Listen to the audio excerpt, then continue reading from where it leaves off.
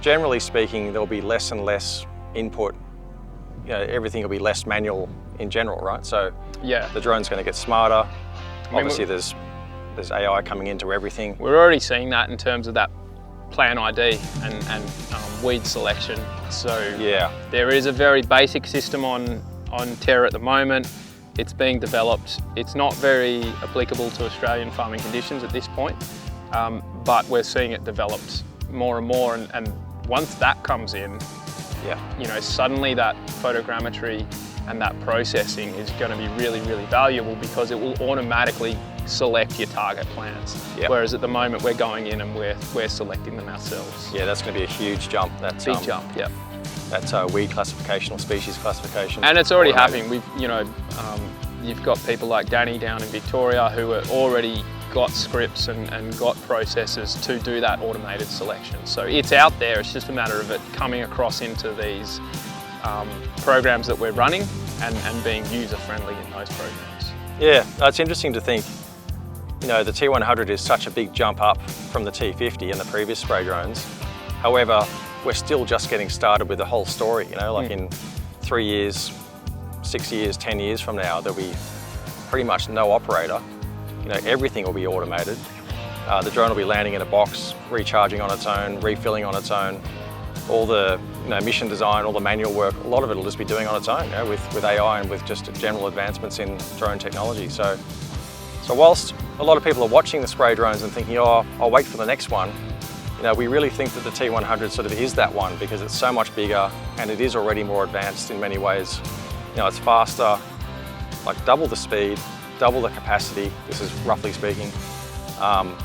Almost, you could say, double the sensing power and technology with a LiDAR system and much higher flow rates. So it is that sort of big jump up and the one that a lot of people have been waiting for.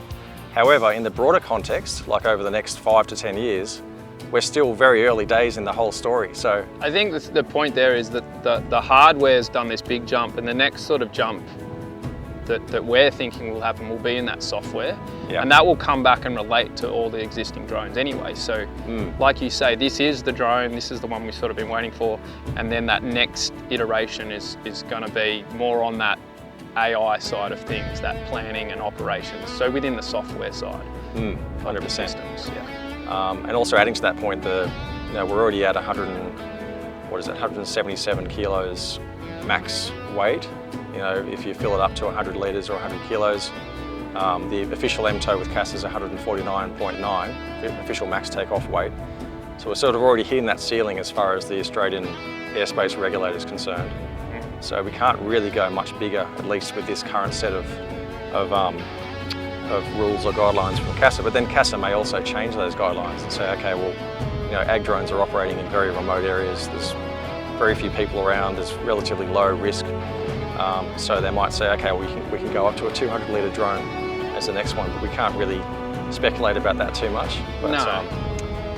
I mean, we can probably say with a lot of confidence that whatever happens, it's not going to happen fast. Yeah, that's right. Yeah. So I wouldn't certainly be worried about, you know, getting the floor pulled out from under you. But yeah, that is an unknown. What will happen with that regulations? Yeah, and I think to put things back in perspective again as well, that as we're saying up on the hill, you know, we're already outdoing other or more traditional methods of spraying by you know, huge amounts, you know, compared to a side-by-side quick spray system on a ute. You know, obviously backpacks, helicopters. You know, there's so many really meaningful advantages to drones already, even with where we're at now. So we've got to sort of keep that in mind as well.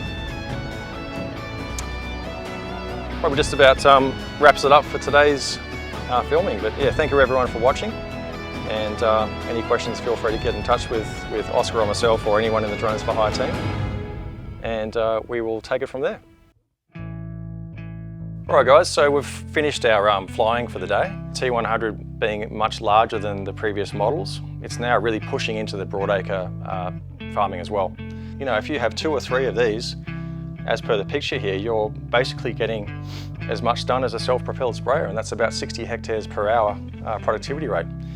So things started off back in the day with a horse and then transitioned to the first combustion tractors, of course, around about 1890, 1900, and then self-propelleds, and now the drones. So some very key and unique differences here and advantages to the drones.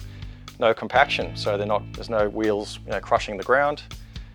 You can obviously use them in the wet. That's a huge one. A lot of feedback from customers talking about whenever it rains for say 3 or 4 days in a row, all the ground machines are bogged or can't be used. Very unique advantage, competitive advantage for drones. No knockdown or yield loss, of course, because there's no knocking effect from ground-based vehicles. The propellers, big propellers driving the droplets down, a lot of downward force coming down over those nozzles there, and that's creating more efficacy, so more efficient spraying, lower water rates in many cases, more mixing and just a better mixing effect into the target, so far better spraying system in general than machines that don't have those propellers driving those droplets down. And then no diesel, or very little diesel, because all we're using diesel for is for charging the batteries, powering the charger of course. Big machines are obviously running on diesel and have a much higher diesel cost per day. Far less maintenance, so drones are obviously flying. There's not that many moving parts, they're fairly simple machines, very modular, very smartly designed machines from DJI, and they just don't have nearly as much maintenance as a giant machine like this, which has a lot of moving parts. It's got a lot of impacts with the ground, and things can go wrong far more frequently with a ground-based machine. And then lastly, no contamination. So obviously there's no wheels and no chance for the drone to bring in bio-contaminations from other crops, which is becoming much more of an issue in 2025. So regardless if you have, if you're a farmer with cattle, if you're doing grazing and you have pasture and you've got weeds, you're trying to increase the amount of grazable land, you're trying to regenerate your property in general, or if you're a broadacre farmer, if you're out far west, you've got cotton or whatever you're growing at the time, this T100 is making a pretty big statement in the industry, and it's going to be relevant to both contexts. And a lot of people are starting off, it's the T100 is the first drone of this size in the ag drone space, so it's taking a lot more attention of growers in both categories.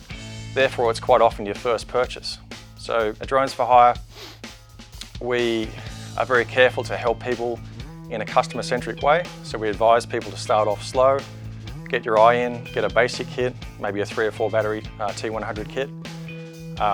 Start to learn how to use the machine, understand, there's nothing like using a machine for the first time and seeing it in the flesh and using it yourself, so you can understand how to build out your equipment from there. So talking about generator size, talking about the size of your input loading systems, like your liquid systems, granular bin, the size of your trailer, all those sorts of things come into account.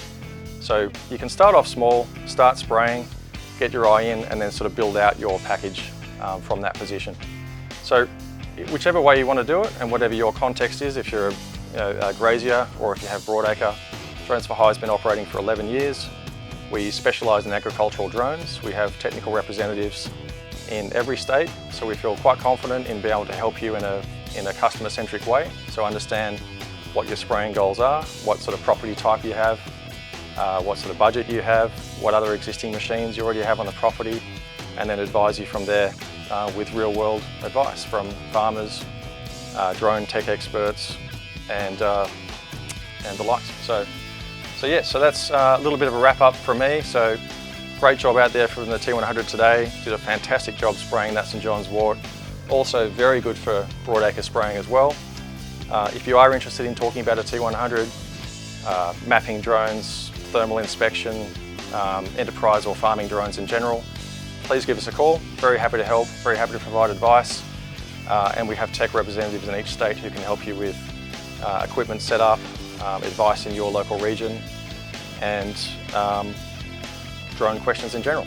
So thanks for watching, guys, and please, if you'd like to get in touch, website is Drones for Hire, that's drones.forhire.com.au, and phone number is 1300 029 829.